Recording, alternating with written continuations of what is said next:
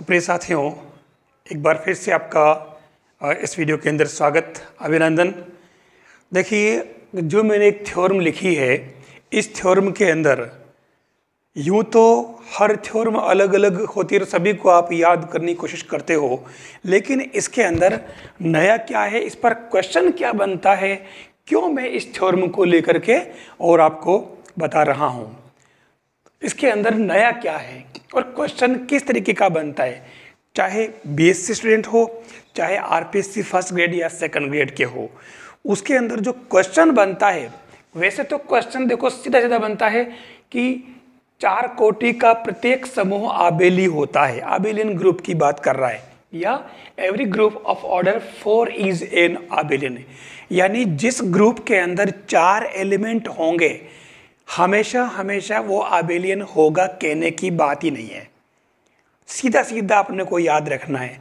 अब होता कैसे वो हम समझ लेते हैं। जैसे एक एग्जाम्पल लेते हैं कि 4 कोटि का प्रत्येक समूह आबेली होता है। आबेली जिसको अपन कहते हैं ना, क्रम विनिमय वाला नियम लगता है, सीधी सीधी बात, जो आबेल करके था साइंटिस्ट, जो मैथमेटिशियन था, उसका नाम से है ये। तो हम इसका एक काम करते हैं, एक ग्रुप ले लेते हैं, मान लिया जाए group G equal to 1 -1 iota minus iota multiplication, ये अपन ग्रुप ले लेते हैं। 4 कोटि, आप 4 एलिमेंट है, इसकी 4 कोटि हो गई, ठीक है। अब इसको मैं ये कैसे पता चले कि ये जो है आबेलियन है, ये हमें पता लगाना है। अगर आपको वीडियो अच्छा लगे तो लाइक ज़रूर कर देना और चैनल को सब्सक्राइब भी कर लेना, क्योंकि ये आपका आज 5वां लेसन है, ठीक है। 4 में पहले दे चुका हूँ और चीज़ें मैं वही ले रहा हूँ, वीडियो छोटा दे रहा हूँ मैं अभी, धीरे धीरे बड़े आने लगेंगे, ध्यान रखना। अभी आप क्योंकि पूरी तरह से प्रिपेयर नहीं है, तो मैं कम हल्का डोज दे रहा हूँ, ताकि आप थोड़ा थोड़ा लेकर के एक एक चीज़ आप दिमाग में बिठाते जाएं, ठीक है ना। तो ये आबेली कैसे है, हम एक काम करते हैं, इसके अंदर हम ग्रुप में एलिमेंट एक टेबल बनाते हैं, संक्रिया सारणी, जो आप जानते होंगे, आइटा। ध्यान रखना, ऐसी सारणी आपने किताब में, बुक में अलग अलग जगह कितनी बार देखी होगी। ऐसा नहीं हो कि आप मतलब ये टेबल देखते अरे यार तुम जानते हैं।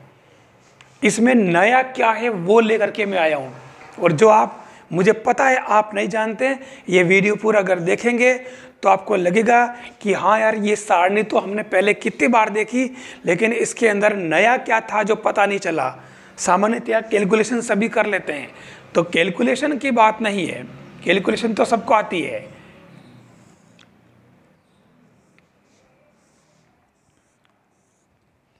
ये आपके इसकी संक्रिया है 1 -1 आइटा और माइनस आइटा। देखिए 1 इंटू 1 1 1 इंटू, तो ये -1 1 आइटा आइटा माइनस आइटा। फिर -1 से करें तो -1 1 माइनस आइटा और माइनस माइनस प्लस, तो ये क्या हो जाएगा, आइटा। फिर आइटा से करें तो ये आइटा माइनस आइटा और ये आइटा स्क्वायर बनेगा, तो -1, और अब क्या बच गया, ये 1, ठीक है। फिर इसका इससे किया तो ये आपके माइनस आइटा, फिर ये प्लस का आइटा, फिर ये इससे किया तो आइटा स्क्वायर -1, तो ये +1 और फिर ये -1।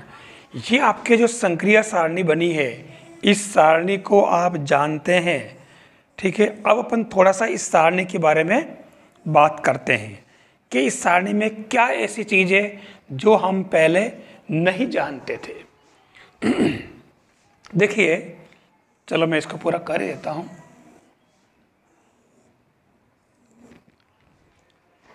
यहाँ सबसे खास बात, यूँ तो क्योंकि मल्टीप्लिकेशन है इसलिए अपन वैसे भी बता सकते हैं, लेकिन अगर ग्रुप चेंज हुआ तो कैसे पता लगाएंगे आप, ठीक है। क्योंकि इसके अंदर अलग अलग बहुत सारे ग्रुप बन सकते हैं 4 कोटि के, जिसमें 4 एलिमेंट हो। सबसे खास बात ये कि इसके अंदर जो मेन बात आ रही है, एक तो आपको ये ध्यान रखना है कि इसका तत्समक अवयव जो है वो क्या है, एक है मल्टीप्लिकेशन के लिए जो इसके अंदर है। फिर दूसरी बात आप जाने की नहीं, ये तो देखो तत्समक अवयव क्योंकि इसमें काम आता है इसलिए किया, तत्समक अवयव हर ग्रुप में अलग होगा। मेन बात अपने को एक तो ये वाली जो मैं बता रहा हूं कि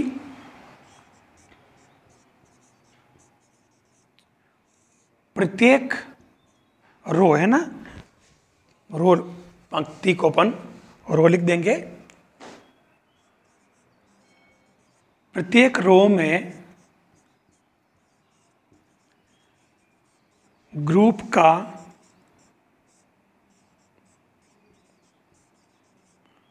प्रत्येक अवयव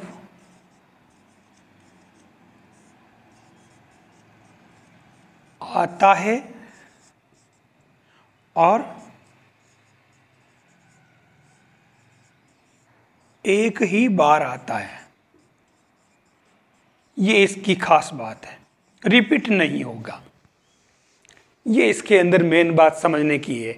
और इसलिए अपन ये कह सकते हैं इन दोनों तथ्यों के आधार पर कि ये चार कोटि का प्रत्येक जो समूह है वो अभिलयन होता है। हम इसमें कोई एलिमेंट लेकर के भी प्रूव कर सकते हैं। कैसे? जैसे 1 × -1, तो ये आप देखो कि -1 और -1 × 1 तो भी -1, तो ये तो इसमें तो डायरेक्ट पता चल रहा है। लेकिन जब ग्रुप अगर चेंज हो जाता है तब वहाँ आप क्या करेंगे? अब जैसे इसके अंदर आप देखिए, मैं अगर ग्रुप चेंज कर दूँ, ये यानी मेन निचोड़ जो था इसका यही है कि चार कोटि का जो ग्रुप है वो हमेशा ही अबेलियन होता है। तो ये तो एग्जाम्पल मैंने ले लिया। अब अगर मैं ग्रुप में चेंज करूं, जैसे यहाँ पर इसी के अंदर कर लेता हूं, चलो एलिमेंट,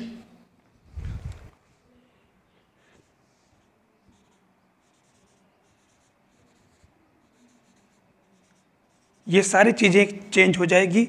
मैं यहाँ एक ग्रुप बदल लेता हूँ, तो वो आप कैसे प्रूव करेंगे ये आपको बताना है।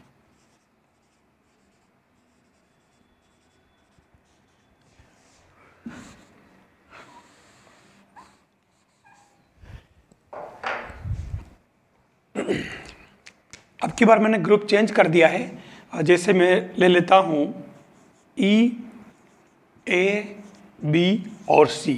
इस ग्रुप को भी आपने कितनी बार देखा होगा और इसको यूज़ भी किया है, लेकिन ये चीज़ें इसके अंदर, तो हम इसके अंदर यहाँ ले लेते हैं E, A, B, C, E, A, B, C। तो E से E ये रहेगा, ये A, B, C। फिर A से करें तो ये A ही रहेगा, A², AB, AC। फिर इसके अंदर BA, B से करो तो ये B, BA, B² और BC, और C से करें तो ये C, फिर CA, और ये क्या बन जाएगा, CB और C²। ये टेबल बनी। अब इसके अंदर जो मैंने पहले जो बात कही, अगर हम ध्यान से देखें कि पहली जो पंक्ति है, पहली रो, इसके अंदर तो ग्रुप ये दोनों शर्तें लागू हो रही है, लेकिन बाकी वाली में नहीं हो रही है। तो अगर आप ध्यान से देखें तो यहाँ AB जो है, देखिए एक तो इसके अंदर A² = A, ध्यान देना, जिसको अपन वर्ग सम कहते हैं, आइडेम्पोटेंट एलिमेंट, ध्यान देना। एक तो ये शर्त लागू हो जाएगी, तो इस कंडीशन में आपके B² = B हो जाएगा, और ऐसे ही C² = C हो जाएगा। ये तो आइडेम्पोटेंट एलिमेंट आप जानते होंगे, वर्ग सम, उससे नियम के, इसको अपन क्या कहते हैं, आइडेम्पोटेंट। आइडेम्पोटेंट ध्यान रखना, बहुत खास बात है।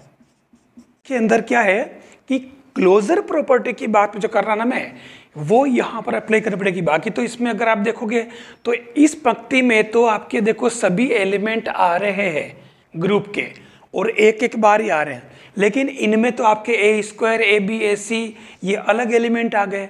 तो एक बात तो मैंने बता दी आपको कि ये जो आइडेम्पोटेंट ध्यान रखना, तो ए स्क्वायर इक्वल टू आपके जो है उसमें ए बन जाएगा, ठीक है। और इसको अपन ए स्क्वायर की बाद में अगर अपन इसमें अगर सेट करें तो हमारा ये जो एलिमेंट एक इसके अंदर बैठ जाएगा, उसमें कोई दिक्कत नहीं है। मेन बात आ रही है A B A C B C B A C A की। तो इसके अंदर क्या है कि हमारे पास में ए बी की जो वैल्यू होगी या तो ई होगी या बी होगी या फिर सी होगी, दो की ए और बी के बीच में ऑपरेशन कराने के बाद। तो अब इसमें से अगर अपन A B equal to B ले लें तो इससे ए इक्वल टू ई आ जाएगा, जबकि ए और ई तो दोनों अलग अलग एलिमेंट है। तो ये हमारे रॉन्ग हो जाएगा, ये पॉसिबल ही नहीं है। तो इसलिए अब हमारे पास में केवल दो ही ऑप्शन बचे कि ए बी इक्वल टू ई और सी। तो ये ए बी इक्वल टू ई से अपन इसको भी अपन ए स्क्वायर को भी इसके अंदर सेट कर सकते हैं। और सेम यही बात लागू होती है वापस बी ए के लिए कि B A equal to E और सी होगा। तो ऐसे केस में आपके ये A B equal to B A हो जाएगा, ध्यान रखना। तो इसलिए ये आबेलियन हो गया। फिर आपके पास में ए सी और सी ए, तो सिमिलरली आप इसी चीज़ को ए सी इक्वल टू सी ए बता सकते हो और B C equal to C B बता सकते हो। इससे ये हमारे आबेलियन हो जाएगा। हमें केवल इसमें पूरे ये कैसे हुआ कैलकुलेशन में, इसमें तो आपको पता है। हमारा उद्देश्य केवल ये होना चाहिए कि चार कोटि का जो भी ग्रुप होगा वो हमेशा ही आबेलियन होगा। वो क्या करेगा कि आपको अलग अलग ग्रुप देगा और वो उसमें पूछेगा कि निम्न में से कौन एक आबेलियन नहीं है, या फिर उसमें अलग अलग वो कथन देगा कि फला ग्रुप एक आबेलियन है, या दूसरे में दे देगा कि सेमी ग्रुप है या मोनोइड है या उपरोक्त सभी है। तो इस तरीके से आपको अलग अलग पहचान करनी पड़ेगी। तो आज के वीडियो में बस यही है खास कि चार कोटि का प्रत्येक समूह जो होता है वो आबेलियन होता है। थैंक्स। टेलीग्राम पर CMPC चैनल को अभी ज्वाइन करें और पाएं महत्वपूर्ण PDF और महत्वपूर्ण सूचनाएं। वीडियो देखने के लिए धन्यवाद। अन्य वीडियो देखने के लिए चैनल को अभी सब्सक्राइब करें।